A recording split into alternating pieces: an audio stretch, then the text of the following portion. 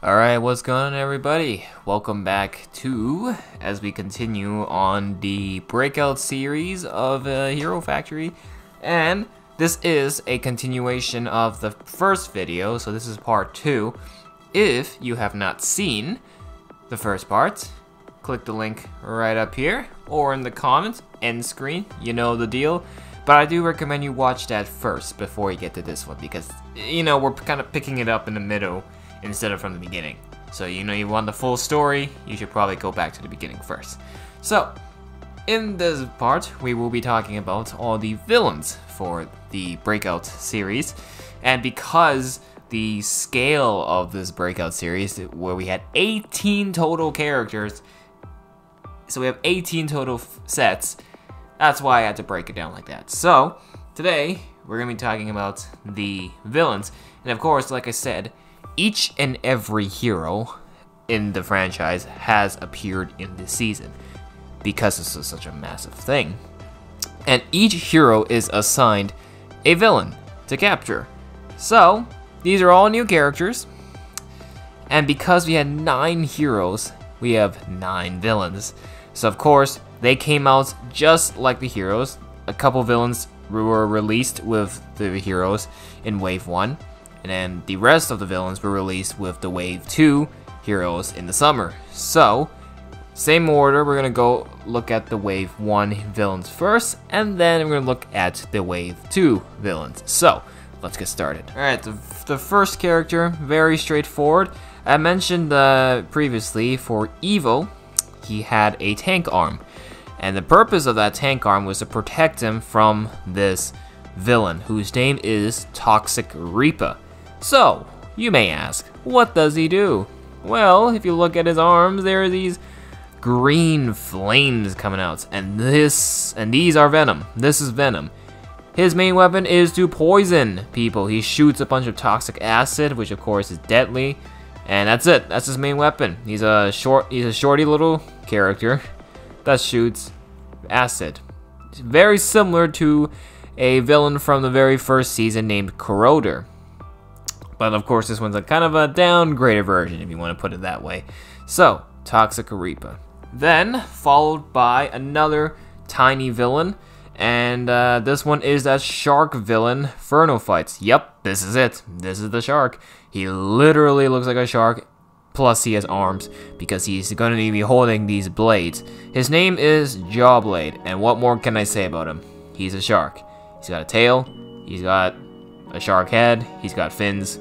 He's a shark. A robotic shark. And then, this is actually my favorite villain. This is my all-time favorite villain from this season. Maybe from the whole franchise. Well, I don't know. That's a little bit stretching it. Maybe Witch Doctor's better. But as of this Breakout season, this one is my absolute favorite. This is called Splitface. And it says in his name, you know the villain Two-Face from Batman? Yeah, it's the exact same energy here. He has 2 personalities, but it shares one body. So the left side, so your right, of this character is a red organic being. So his main weapon here is also a toxic shooter. Yeah, they're not really getting too creative with the ideas, but it does look pretty sick because it shoots the ball and the venom. And as you can see, he's got more of a muscly build on this side, just simply because he is a more organic-like side. The other side here is like a more metallic side, really leaning into the robotic side. Hence all the gunmetal gray colors. And his weapon here is a very cool one. It's called the Shredder Claw, which is perfect for both shielding from projectile attacks and is excellent for close quarter combating. Look at the size of this thing. It is massive. It's definitely a threat, and you can see why Surge needed an electric sword, so he can just, you know, combat him with this. So, before I put this figure away, I do want to show you just the face. As you can see, it is 2 masks put together onto one headpiece. It's a very cool build. So, as you can see why, this is one of my personal favorites, Hero Factory villains. He just looks absolutely awesome. And then on the topic of animals, this villain is the one Breeze is way too over-equipped to fight. This is Thornrax. I had to say it slow to get the pronunciation right. but he is a giant hornet, as you can see. He has a stinger from the bottom. He's got 2 main legs, and he's got a shooter on his beak for his bug-like state, and the wings, as you can see, as the back. So he is a giant robotic hornet. What more can I say? He's a bug. He's a big bug, and Breeze certainly didn't need all that weapons, all the gear that I showed you earlier to fight this little guy. Because clearly, I think just having a shield and a shooter is good enough to fight him. So that's just my opinion. And then this villain is actually considered like the main antagonist because he is the mastermind behind the breakout. He orchestrated the breakout so he could sneak back into Hero Factory. So all the villains escaping. That is a distraction to get all the heroes to leave Hero Factory. So, the facility would be unguarded. So he could sneak in and steal the plans for Hero Factory. That's this main story. So why am I showing you the main antagonist first before the other heroes, before the other villains? That's because he came out in Wave 1.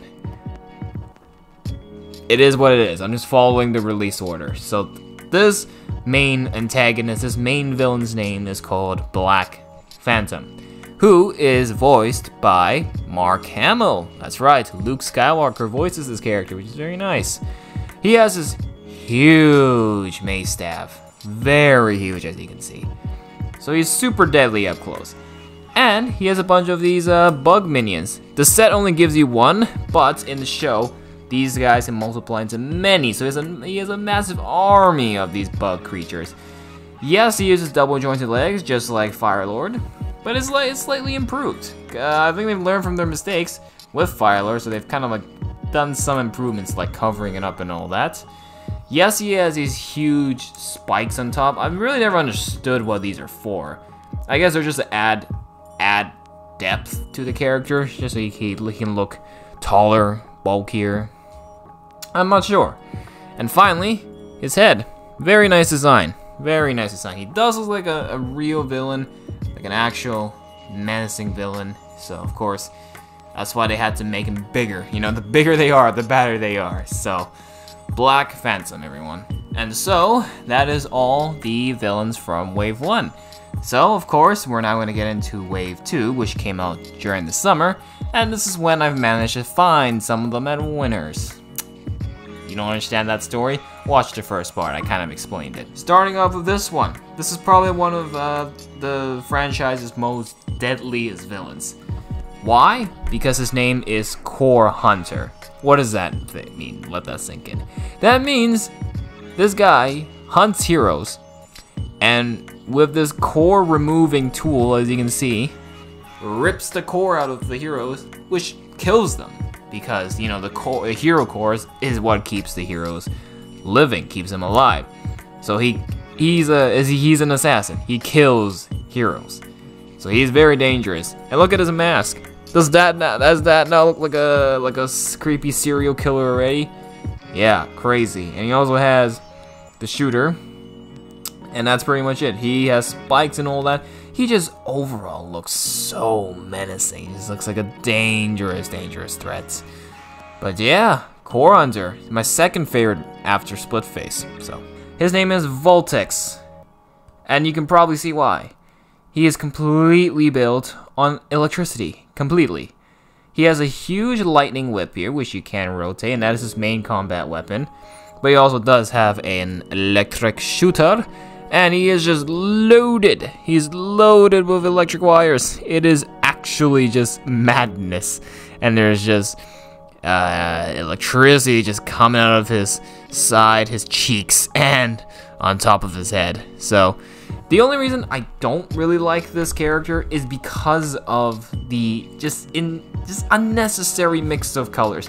It's like a rainbow gone wrong. There's purple, there's red, there's black, there's gray, there's blue. And there's yellow. There's just too many colors going on. So I feel like his design is a little bit flawed, but it is what it is. So, Voltex, everyone.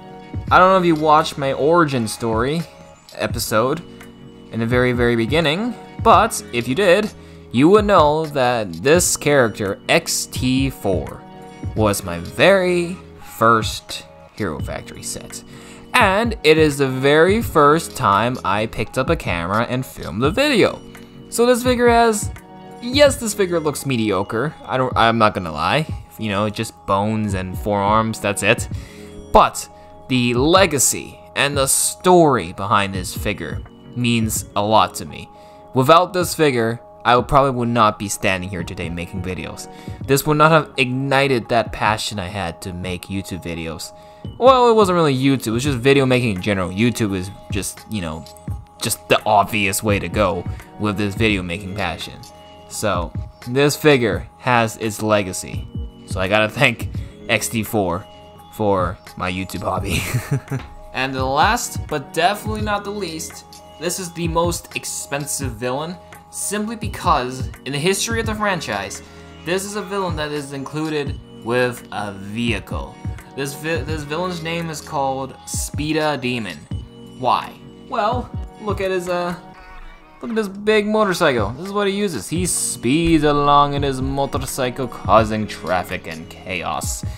So the figure, LEGO kind of went lazy with it. They didn't build too much. It's not too much of a complicated build. It's just like an average humanoid with an extra limb, so he can have he's holding these swords, which he can use to fight the heroes as he's driving a motorcycle. But I guess LEGO poured most of their budget and parts into creating this motorcycle, which I think is a pretty creative idea. It makes the hero special. Makes the villain special, and also makes the set expensive. But no, this was definitely a crown jewel for the villains. Not as impressive as Black Phantom, but everything good about this character is in the motorcycle, not necessarily the figure. So that's really all I gotta say about it. And so that is pretty much it. That is every single hero and villain covered from the Breakout series, Hero Factory's biggest season in the history of the franchise. And then they are followed up by the final. Well, they actually had one more, but I consider that the final, Brain Attack, which we will of course look at the next video. So that's it for now. Again, if you haven't seen the first part of this, make sure you do. It's available in the, you know where to find it. I don't need to explain it, but yeah, no, that's pretty much it for this one then. We will thank you so much for watching, and we will see you in the next one. Bye for now.